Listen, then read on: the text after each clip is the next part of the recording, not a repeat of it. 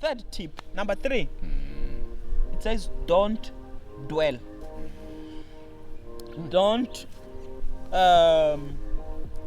dwell, especially on the I must events say, of the Psalm 91 past. says, he who dwells Hey! in the secret place of the Most High shall abide. So from the get-go, I'm saying he who dwells. That's it. That What does it covers say? it. This guy says don't dwell. This guy says don't dwell. Yeah. So what that means basically is as they explain is some people go around carrying the baggages of the past relationships and bad experiences from the past relationships, and you take that, you move with it into this new relationship, then it continues to taint your perception of even your current relationship. So this is the third tip. If you have been in a relationship and it did not work, so the advice says don't hold on to that. Don't dwell on the relationships that did not work, or even the experiences of those relationships. I think for me, if I was to add to that, I would say, before you even move to the newer one, just take time to unwind. Yes, rest.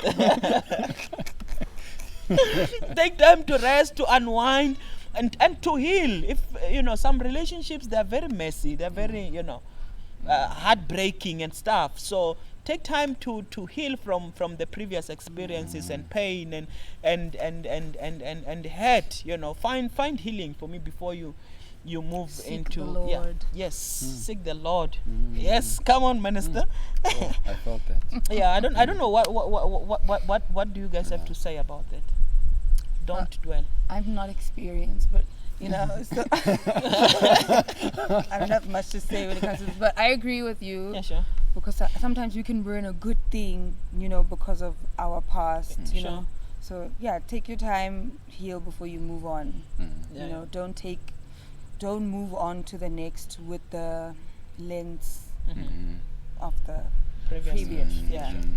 And I think sometimes we tend to also look at the don't dwell in what others have done, but I think also in the personal sense of what I could have done in the relationship that I'm struggling with for forgiveness. Yeah, sure. So that's why Minister T was saying you must rest, rest and heal. And I think our worldview outside of God, we can struggle to come to a point of self forgiveness. Yeah, sure.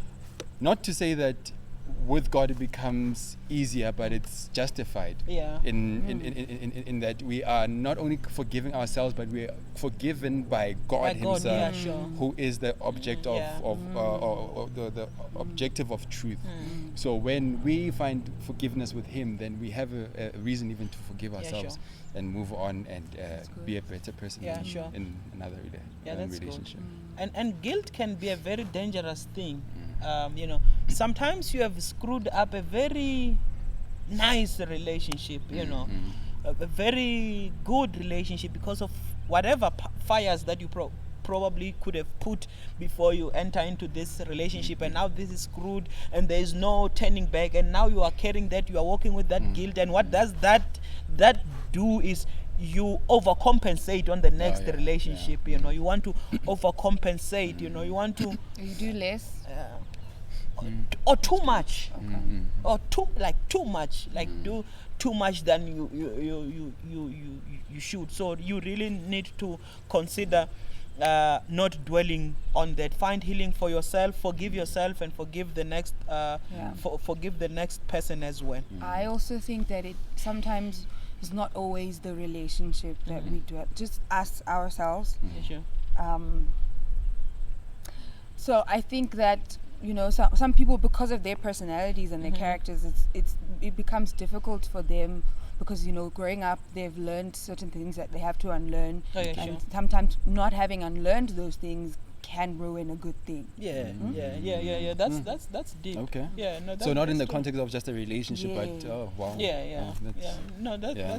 that's true. So that journey of awareness and find healing really for all those things that could have happened, that have possibly happened to you in the past, or those hurtful things that has shaped your perception of relationship, that affected your trust, your level of communication and stuff, and trust and communication and all of those things. Those are the things that if someone feel like they're not reciprocated in a relationship, they can hold back and pull off, and only to find that it has nothing to do with them. It has to do with you. You have to unwind and deal with those wounds and pains so that you will be able to love freely in the when you eventually be in a relationship. You sound wiser with Sepang here. No. man. Eh, Comes this feminine wisdom here. Yeah, sure. Yeah, no. We're moving, right? Yes. Number 4. Tip number 4.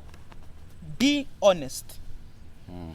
And by that they are saying dating should be fun, not stressful. Oh. Dating should be fun, should be time of exploring, time of knowing, time of discovering, not so much stressful. And I want to agree with that. And they are saying by being honest is maybe you have entered in this relationship and maybe you are discovering some of stuff, more stuff, be it toxic stuff and all of the stuff. You need to be honest to yourself and to the next person, not to waste your time and to waste someone else's time. You need to just cut it, just let it go. If it's not serving the purpose, then just gently and lovingly let it go. Be honest with yourself, and live your truth as well. Live your truth.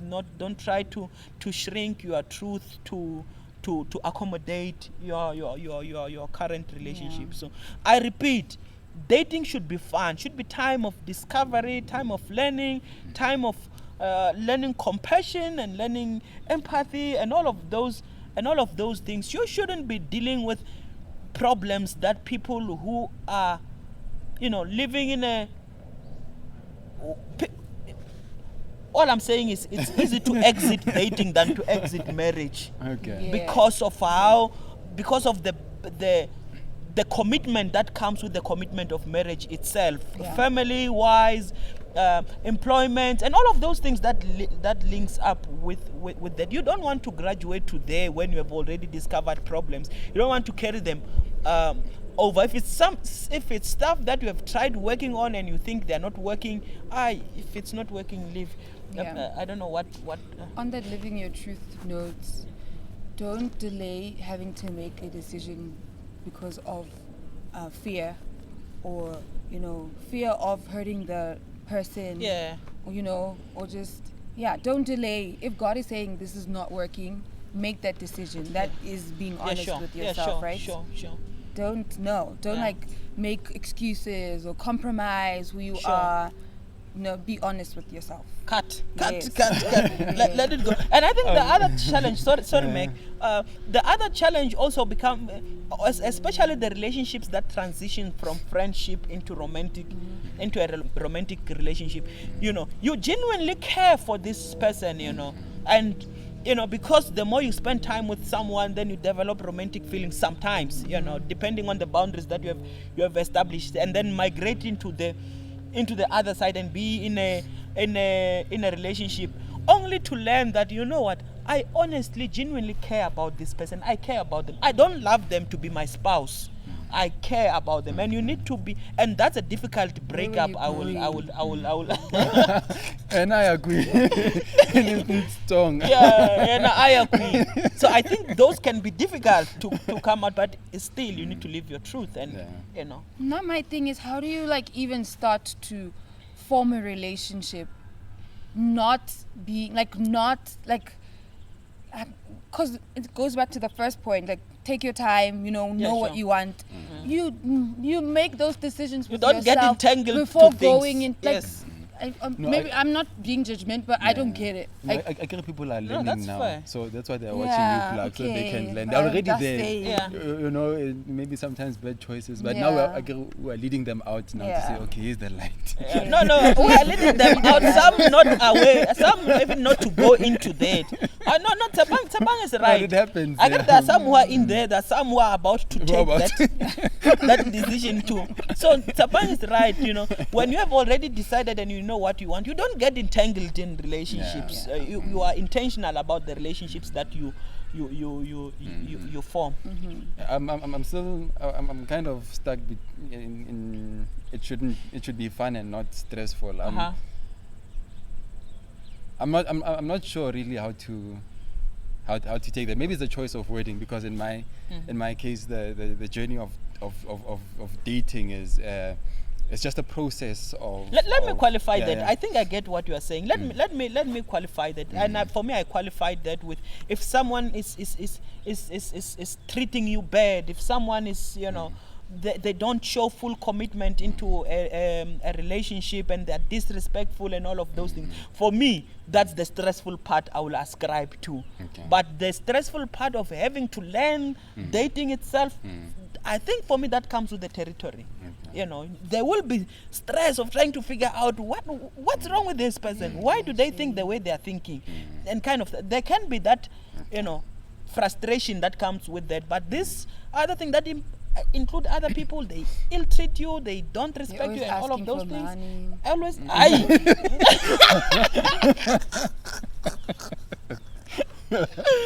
yeah, no, Some things we just need to ask if it's experience talking or if it's just the general over.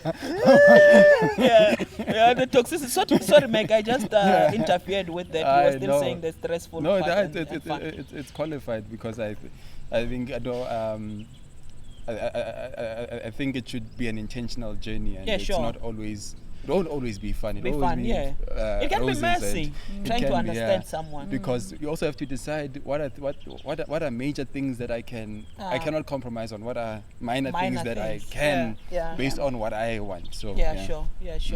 No, thanks, Meg. Thanks for you are so wise. Yeah, no, thank you, Tsapa. Number 5. Tip number 5. Be yourself.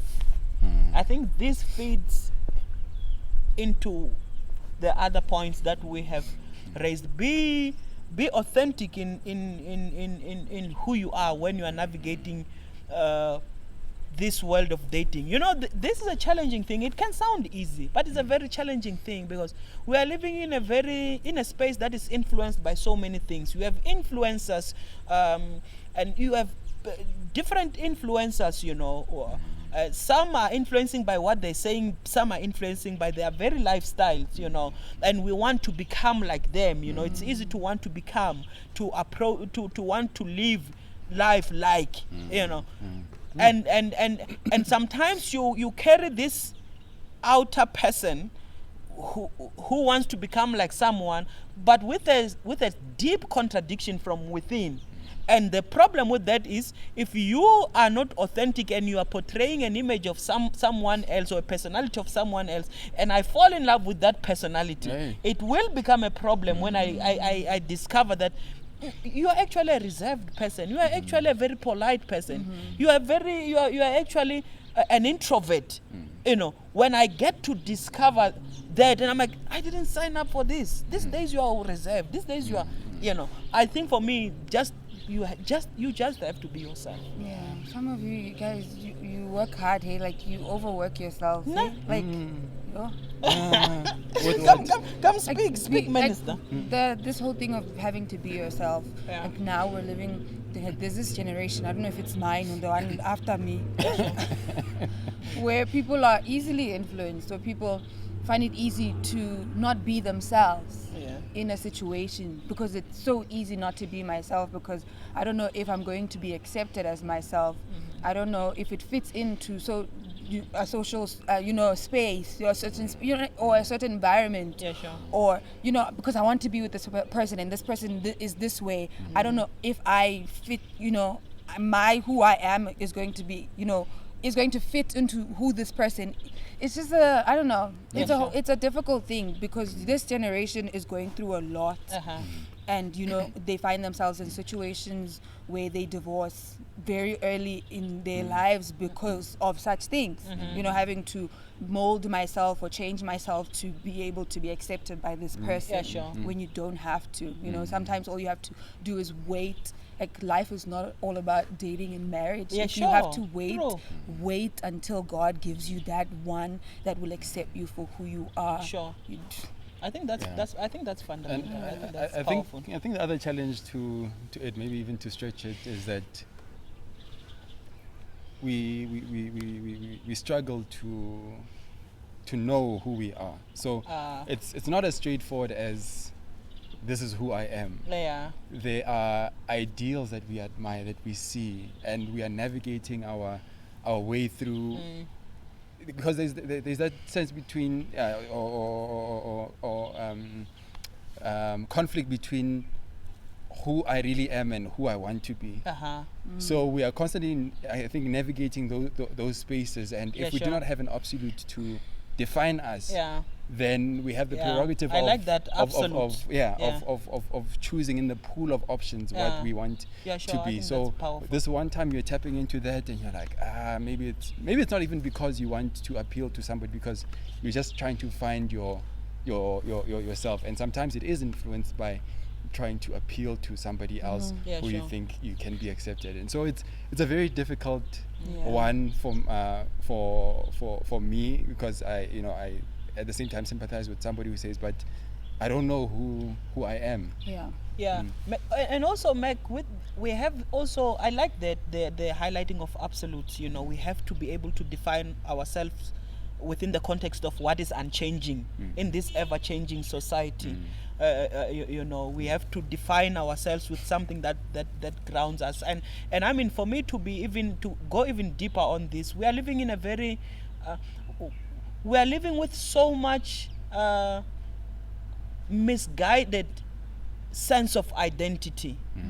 And also, we have become, as Tsapang was saying, we've become a generation that is overly influenced, but also we have become a generation that uses how we feel to define who we are. Today I feel like this. Then I use that. I'm a straight man. Tomorrow I feel like I'm a bi. The other day I feel like I am homosexual. The other day I feel like I am in the wrong boat. I am heterosexual. Or whatever. Or I feel like I'm in the wrong body. Or whatever. I mean, these are serious challenges that we are facing. And for me, if we continue to look at how we feel to define who we are, that's where we will end up in. For me, and I'm not a psychologist, but as I read and engage with studies, we have become a generation with so much skyrocketing levels of anxieties and depressions and all of those things, because our feelings keeps on changing. And we feel like this, tomorrow we feel like that, and then we end up completely confused, and we don't know who we are anymore. So for me to find a true sense of self, for me it's to really find God, because it's God who have created you. Find God, let Him define who you are beyond how you feel, because how you feel is not constant.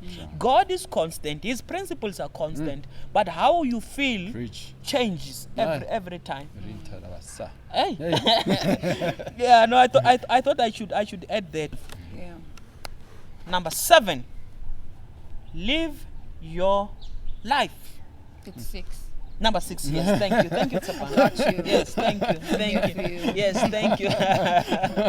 Yes, number 6, live your life. Do you.